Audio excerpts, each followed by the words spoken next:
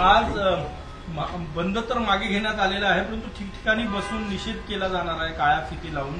तसं नियोजन आहे, तुम्ही कुठे बसणार आहे, काय सांगणार?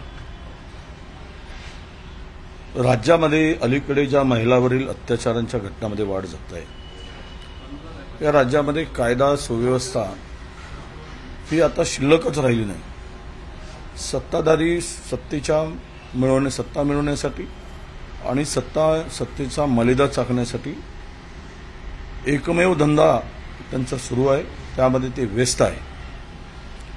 आणि छोट्या बालिकेवर रोजचे अत्याचार हे आता महाराष्ट्राची दररोज मान शर्मेनं खाली जावी अशा प्रकारच्या घटना महाराष्ट्रात घडत आहे.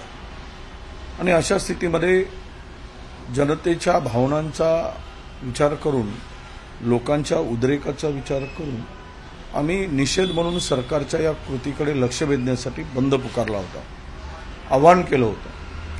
परंतु कोर्टाने माननीय उच्च न्यायालयाने जो काही निर्णय दिला, बंदला बेकायदेशीर ठरवणं, खरं म्हणजे हा एक घटनात्मक किंवा घटनेच्या माध्यमातून आंदोलनाचा बंदचा अधिकार महात्मा गांधींच्या काळापासून आहे. आम्हाला सर्वोच्च न्यायालयामध्ये दाद मागता आली असती, पण वेळ नव्हता. त्यामुळे माननीय उच्च न्यायालयाच्या निर्देशाचं आम्ही पालन करायचं ठरवलं आणि बंद मागे घेतला. परंतु जनता जर उत्स्फूर्तपणे बंद करत असेल तर त्याला आमचा कुठलाही विरोध नाही. जनता आम्ही मात्र रस्त्यावर आमचा पक्ष म्हणून आम्ही कुठेही तशी कामगिरी करणार नाही. आणि सरकारच्या या संपूर्ण परिस्थितीमध्ये जो एक राग आहे सरकारविरुद्ध आणि जे चीळ आहे, तुम्ही लाडली बहीण कार्यक्रम घेण्यासाठी बाहेर फिरताय आणि मुख्यमंत्री स्वतःच्या जिल्ह्यात छोट्या छोट्या मुलीवर एवढ्या मोठी घटना घडल्यानंतर त्या ठिकाणी भेट सुद्धा देत नाही. हे किती दुर्दैव आहे. ती परिस्थिती पाहत नाहीत, लोकांच्या भावनांचा विचार करत नाही. तर मला वाटतं की सत्ता हातून जात आहे म्हणून अस्वस्थ असलेल्या लोकांनी या सर्व गोष्टीकडे दुर्लक्ष केलेलं आहे. आज मी स्वतः संविधान चौकामध्ये नागपूरच्या बसणार आहे. आमचे प्रदेशाध्यक्ष नाना पटोलेजी ठाण्यात बसणार आहेत.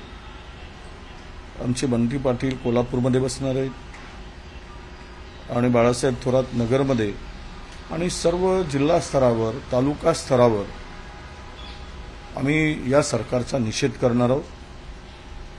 आणि तातडीनं कायदा सुव्यवस्था ही जी कोलमडली आहे ती परत पूर्वपदावर आणण्यासाठी लक्ष द्यावं, या मागणीसाठी आम्ही प्रयत्न करणार आहोत. तुम्हाला एक गोष्ट सांगितली पाहिजे, कालच या बदलापूरच्या प्रकरणामध्ये 2 सदस्यीय अहवाल आला. त्या अहवालामध्ये अत्यंत गंभीर अशा स्वरूपाची त्या अहवालामध्ये निष्कर्ष नोंदवले आहेत. त्यामध्ये स्पष्टपणे म्हटलं आहे की शाळा व्यवस्थापनाने एवढं गंभीर त्या माणसाला नियुक्त करताना कुठलीही चौकशी केली नाही. त्याला विना ओळखपत्राने मुक्तपणे संचार करत होता त्या परिसरात. आणि एकदा नाही तर अनेक दिवसापासून त्या मुलीवर अशा प्रकारचं घाणेरडं कृत्य हा नराधम करत होता. ही गोष्ट लक्षात आणून दिल्यानंतर सुद्धा 48 तास प्रशासनाने कुठलीही कारवाई केली नाही आणि त्याकडे दुर्लक्ष केलं. डॉक्टरांनी सुद्धा त्या मुलीची मेडिकल तपासणी करताना सुद्धा 12 तास लावले. हे डॉक्टरांचा सुद्धा अक्षम्याचा गुन्हा आहे. त्यामध्ये नोंदवलेले जे निष्कर्ष आहेत 2 सदस्यीय समितीमध्ये, की शाळा समिती याला जबाबदारच आहे, ते तर माननीय न्यायालयाने म्हटलं आहे. परंतु अनेक निष्कर्ष इतके गंभीर आहे की राज्य कुठे घेऊन चाललंय हा खरा प्रश्न महाराष्ट्रात पडतो आहे. महाविकास आघाडी एक मिनिट, आज तुम्ही सगळ्यांनी संप मागे घेतलेला आहे बंद, परंतु जनता पण सर्वसामान्य यात उतरले आहे. सकाळपासून सगळ्या महाराष्ट्र सुरळीत सुरू आहे, शाळा सुरू आहे, सगळे हॉस्पिटल ऑफिसेस सगळं सुरू आहे. बदलापूरचा जो अहवाल आला ती फार गंभीर आहे, ते सांगितलं त्याच्यावर कारवाई किंवा त्या अहवालावरून पुढची कारवाई बघा. नाही, आता ते अहवाल काल आलेला आहे. आम्ही शासनाला पत्र लिहून त्या संदर्भात त्वरित कारवाई करावी, कारण पोस्कोमध्ये कुठलाही गुन्हा निदर्शनास आला, माहीत झाला तर त्यावर तुम्हाला वेळ काढूपणा करता येणार आहे. म्हणजे वडिलांना सुद्धा लक्ष किंवा नातेवाईक जर असतील, आई असेल, वडील असेल, भाऊ असेल, यांना सुद्धा तो त्याकडे दुर्लक्ष करता येणार नाही. पोस्कोमध्ये ज्या काही तरतुदी आहेत, जे काही पोस्कोच्या कायद्यामध्ये नियम आहेत, त्यानुसार हायकोर्टाने तर स्पष्ट सांगितलंय की सगळ्या संस्था चालकावर गुन्हे दाखल केले पाहिजेत. शिक्षिकेच्या लक्षात आणून दिलं, मुख्याध्यापिकेच्या लक्षात आणून दिलं, शाळा व्यवस्थापनाच्या लक्षात आणून दिलं. त्या सगळ्यावर कारवाई होईल असं मला एडिशनल सीपी ज्यावेळेस मी बदलापूरला गेलो होतो तिथे त्यांनी सांगितलं, आणि उद्या मी पत्र लिहून यावर तातडीनं कारवाई करायची मागणी करतो आहे. महाराष्ट्रात आज सगळं सुरळीत नाही, जाऊ द्या ना, सुरळीत आहे काय नाही आहे काय. आम्ही आमचा बंद मागे घेतला, आम्ही निषेध करणार आहोत. जनतेने केला तर आम्ही जबाबदार नाही. अजून तर मार्केट सुरू व्हायचं आहे. मार्केट सगळीकडे 10 वाजता 9 वाजता 10 वाजता सुरू होतं. जनता ठरवेल, आणि अशा नराधमांना, अशा किळसवाण्या कृत्याला सहकार्य करणाऱ्या सरकारला जनता निवडणुकीमध्ये आपली जागा दाखवेल. हे राज्य काही कायद्याचं राज्य थोडी झालं आहे. हे लुटारूचं, चोराचं, डाकूंचं राज्य झालेलं आहे. एकमेव धंदा आहे, सरकारी तिजोरी खाली करून मताचं राजकारण करा आणि सरकारी तिजोरी खाली करून स्वतःचे पोट भरा, स्वतःचा लुटून खा. एकमेव धंदा चाललाय. माहिती आहे आता लोकसभेमध्ये 70, 80 कोटी रुपये दिल्याची माहिती समोर येते आहे. कोण कारवाई करणार एकेका उमेदवाराला? हे सगळे पैसे सत्ता मिळवण्यासाठी राज्य ओरबडून उद्ध्वस्त केलेला आहे.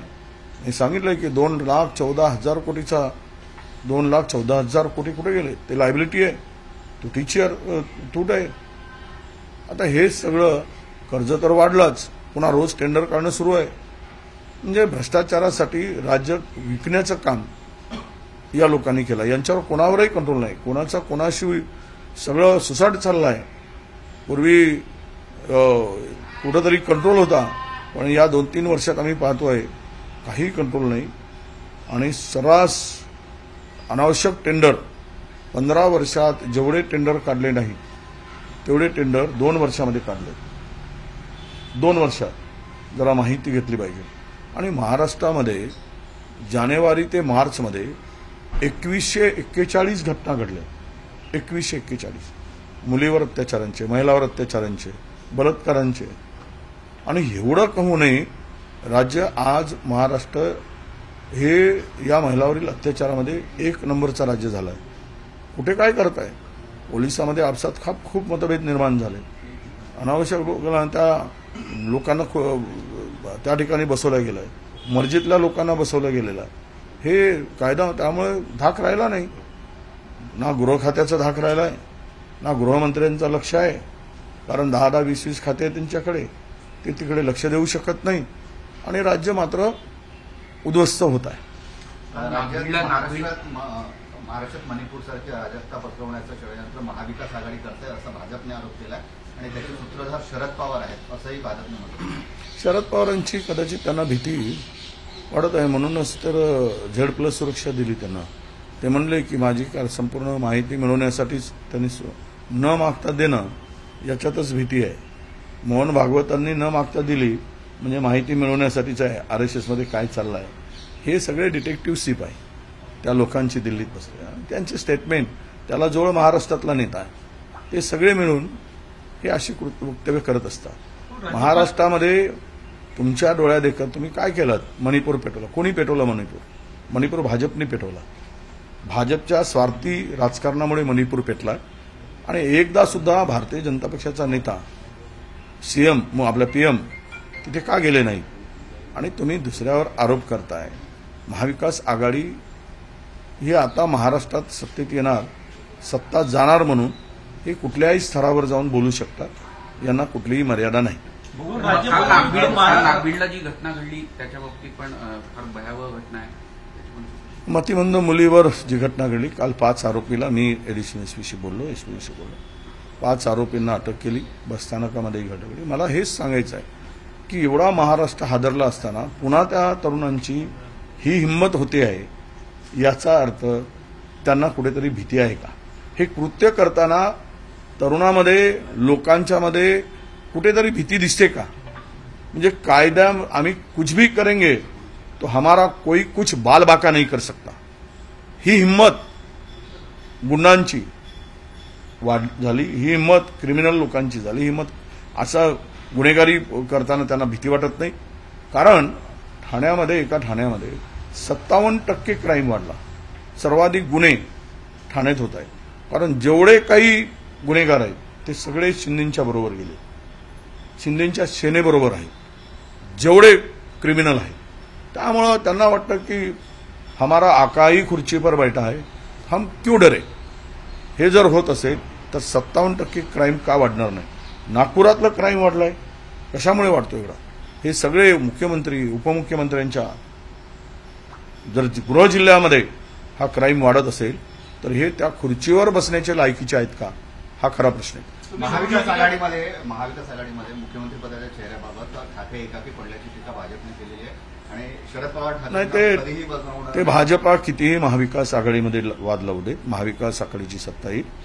महाविकास आघाडी ठरवून ज्याला मुख्यमंत्री करायचं आहे महाविकास आघाडी करेल. कोणी एकाकी पडलेलं नाही. आमचा उत्तम समन्वय आहे, आमच्या बैठका सुरू आहेत आणि मुख्यमंत्र्यांचा विषय जो आहे तो एकत्र बसून हायकमांड निर्णय घेईल. हायकमांडमध्ये आमचे मल्लिकार्जुन खरगे साहेब आहेत, राहुलजी आहेत, सोनिया मॅडम आहेत, इकडे शरद पवार साहेब आहेत, उद्धवजी आहेत. हे सगळे बसतील आणि तो निर्णय होईल. तो फार आमच्यासाठी अडचणीचा नाही. अडचणीचा महायुतीसाठी आहे. आता तुम्ही राजकारणाचा विषय, महायुतीमध्ये काय चाललंय, काय आलवेल आहे, कुणाचा पायपोस कुणाच्या पायात आहे. लाडकी बहीण म्हणून तिघेही सांगताय. अजित पवार तर लाडकी बहीण मुख्यमंत्री नावही घेत नाहीत त्या लाडकी बहीण योजनेचा. लाडकी बहीण मीच आणली म्हणून सांगतात. ते मुख्यमंत्री म्हणतात मीच आणली, देवेंद्र फडणवीस म्हणतात मीच आणली. आता कोणी आणली आणि महाराष्ट्राला खड्ड्यात घालायचं काम करतात, घाला. तुम्हाला आपसात इतकं वितुष्ट आहे त्यांच्या, केवळ शीतयुद्ध, कोल्ड वॉर तिघामध्ये सुरू आहे. हो, राज्यपाल नियुक्त 12 जागांचे 2 वर्षापासून रखडलेले आहे. तुम्ही कोर्टात गेले होते. काल उद्धव ठाकरेंनी मागणी केली की त्या 12 जागांची जी यादी दिली होती महाविकास आघाडीने त्यावर निर्णय घ्यावा. असं आहे की 12 जागांच्या संदर्भात पहिल्यांदा इतके दिवस ही जागा रिक्त ठेवली. त्याला ते कोश्यारी नावाचे राज्यपाल जबाबदार आहे. त्या माणसांनी राजकारण केलं, घटना बघितली नाही, संविधानाला धरून त्यांना काम करता आलं नाही. खरं तर संविधान विरोधीच कृती होती ती आणि त्यामुळं या जागा रखडत ठेवल्यात. विविध क्षेत्रातील 12 लोकांची नावं आम्ही दिली. आता आम्ही म्हणालो की ते तुरंत भरा. ठीक आहे, कोर्ट भरत नाही, पुढच्या सरकारमध्ये भरू देत, आम्ही स्वागतच करतो, आम्ही विरोध करत नाही त्या निर्णयाचा. कारण सरकारची मागणी होती की आम्हाला परवानगी द्या, पण कोर्टाने ते नाकारलं. उद्धवजींची मागणी नाही, कोर्टाची, आपल्या सरकारची मागणी होती की आम्हाला भरायची परवानगी द्या. म्हणजे आम्ही लिस्ट दिली ती भरायची नाही आणि तुम्ही जे लिस्ट दिली ती भरायची.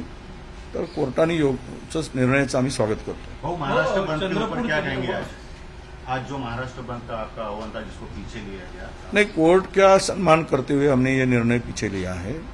हम लोग सरकार का प्रति का, सरकार के कानून से व्यवस्था की जो धज्जियां उड़ चुकी है, यहाँ पे कानून का राज्य ही नहीं बचा है.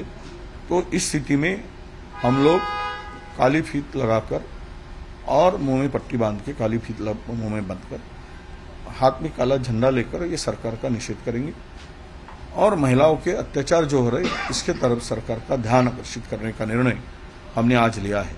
विविध शहरों में हम बड़े बड़े सब मुख्य नेता जो गण हैं वो बड़े बड़े शहरों में बैठेंगे. तालुका स्तर पे लेकर तो जिला स्तर के नेता अपने अपनी जगह, अपने अपने डिस्ट्रिक्ट में, तालुका प्लेस पर इस सरकार का निषेध करेंगे और सरकार का ध्यान आकर्षित. हिंदी में जानना चाहेंगे जो अहवाल आया है बदलापुर के बारे में, उसके बारे में क्या? 2 मेंबर का, 2 सदस्य का जो अहवाल समिति नियुक्त की गई उसमें गंभीर स्वरूप का उसमें नोंद है और वो उस अहवाल के आधार पर संस्था के चालक और संस्था के बाकी कर्मचारी भी इसमें दोषी है। इन्होंने दोषी मीन्स दोषी नहीं कहा गया है, पर इनकी नेग्लिजेंस है, इन्होंने इनके तरफ ध्यान नहीं दिया। जब ये प्रकरण सामने आया था तो 48 घंटा तक इन्होंने कोई कार्रवाई नहीं की और उनसे उल्टा सीधा सवाल करते रहे। हॉस्पिटल में भी 12 घंटा तक उसका मेडिकल नहीं किया गया। जो कर्मचारी की नियुक्ति की गई उसको कोई भी उसका कैरेक्टर के बारे में कोई इंक्वायरी नहीं करते हुए उसकी नियुक्ति की गई। ये लड़कियों के साथ लड़कियों को 1 इंच तक इंजरी हुई है। तो ये कितना गंभीर मामला है कि डॉक्टर ने भी ध्यान नहीं दिया, संस्था ने भी। बहुत सारे निष्कर्ष है, पर वो गंभीर निष्कर्ष उन्होंने अपने अहवाल में दिया है। हम लोग इसके ऊपर कार्रवाई करने की मांग करेंगे।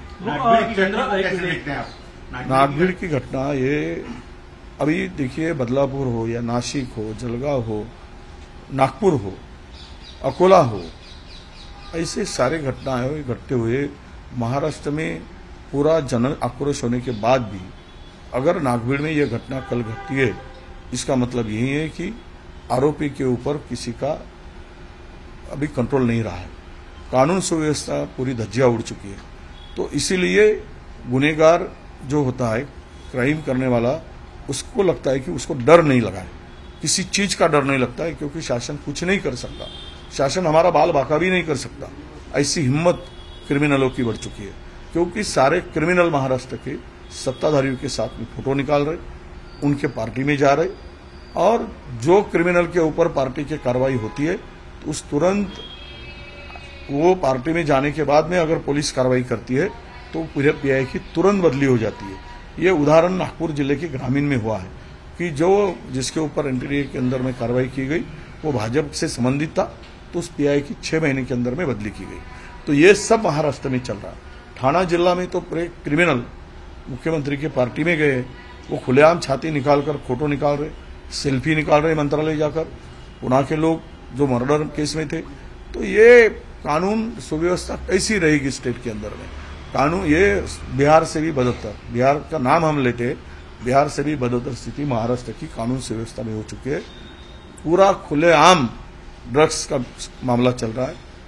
नागपुर के अंदर में एमडी नाम का ड्रग्स का 125 करोड़ का ड्रग्स पकड़ा जाता है, उसका छोटा इंडस्ट्री पकड़ी जाती है, कारखाना पकड़ा जाता है आचपावली में। महाराष्ट्र के अंदर में पिछले 3 महीने के अंदर में 1080 करोड़ का ड्रग्स पकड़ा गया है, एमडी से लेकर। तो ये तो महाराष्ट्र उड़ता पंजाब हो रहा है। स्कूल के पीछे में ड्रग्स बेचा जा रहा है, कॉलेजों में बेचा जा रहा है। तो कहाँ है कानून सुव्यवस्था? महिलाओं के अत्याचार में बढ़ती हो रही है। अभी जनवरी से मार्च के बीच इस राज्य में 2141 छोटी बालिकाओं के ऊपर, महिलाओं के ऊपर अत्याचार हुआ। ये 57% ये 7 महीने के अंदर में क्राइम बढ़ा है। तो इसका मतलब क्या है? ये सत्ता में मशगूल लोग सत्ता मिलाने के लिए कुछ योजनाएं लाकर सरकारी पैसे का दुरुपयोग करके खुद की पाठ थिपा रहा है, और कानून के तरफ, कानून व्यवस्था की तरफ इनका ध्यान नहीं है। ये कंट्रोल नहीं है। राज्य खड्डे में जाए पर हमारा सत्ता फिर से आए, यही नारा लगाकर ये घूम रहे। आता बावनकुळे म्हणाले की अशा घटना घडते तेव्हा सरकारच्या पाठीशी विरोधी पक्षाने उभं राहावं, याचं राजकारण करू नये. हो, ते बिहार आता पश्चिम बंगालमध्ये ते उभे राहिलेत ना, हे दुतोंडी आहे. यांना दुतोंडाचे ते हे असतात ना, साप असतात. ही भाजपची दुतोंडीपणाची भूमिका आहे. तुम्ही पश्चिम बंगालमध्ये डॉक्टरावर अत्याचार झाला त्यावेळेस तुम्ही काय केलं? तिथे सगळ्या ज्या ठिकाणी घटना घडतात तुम्ही कोणतं राजकारण करताय? आणि आम्ही त्यांच्या बाजूलाच उभा आहोत ना. आम्ही कारवाई करा म्हणूनच मागणी करतोय. आम्ही काय दुसरी मागणी करतोय? बावनकुळेंना आम्ही कुठे विरोध केलाय? त्यांच्या पक्षाला कुठे विरोध केलाय? आम्ही सांगितलंय की ही कारवाई डिले का झाली?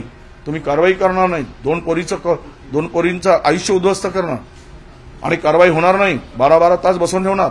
त्यावेळेस कोणाला लाज वाटली? कोण गेले तिथे? एक तरी भाजपचा नेता गेला काय तिथे?